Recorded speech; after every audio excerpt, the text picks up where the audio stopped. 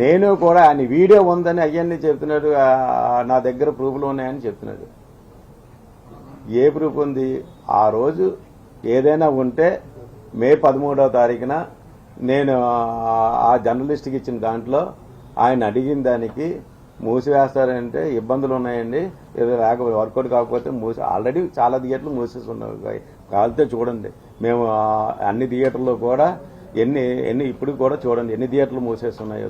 సినిమాలు లేవు, సినిమాలు లేక మూసివేస్తున్నాం అని ఏదైనా వర్కౌట్ చేస్తే ఆ ఉద్దేశం చెప్పాం. ఏంటి మే 13వ తారీఖున పెట్టే టైంకి మే 13వ తారీఖున పెట్టే టైంకి హరిహర వీరమల్లు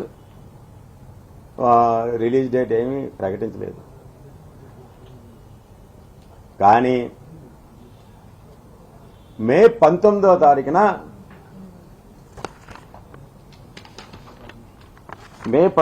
తారీఖున ఛాంబర్ వాళ్ళు మీటింగు పెట్టారు. అప్పటికి హరిహర వీరమల్లు డేట్ ప్రకటించారు. ఆ విషయం దిల్ రాజు గారు కానీ సురేష్ బాబు కానీ తెలీదా? ఆ డేట్ ప్రకటించారు.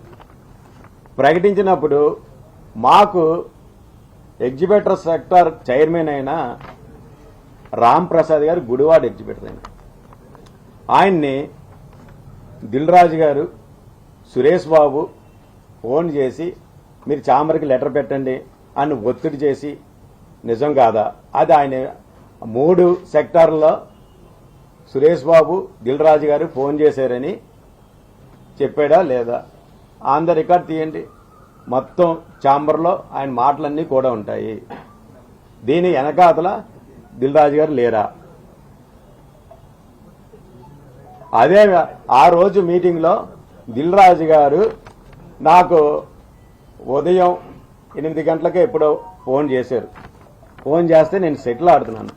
మా కొడుకు ఫోన్ ఎత్తితే సత్యనారాయణ అంటే సెటిల్ ఆడుతున్నాడంటే హైదరాబాద్ రాలేదంటే రాలేదని చెప్పడం జరిగింది. అయితే అవసరం లేదులే అని చెప్పడం. తర్వాత నేను కూడా ఆయనతో మాట్లాడలేదు, నాతో కూడా మాట్లాడలేదు, ఆయనతో మాట్లాడేసి అయితే అవసరం లేదులే అని ఫోన్ పెట్టడం నిజం కాదా?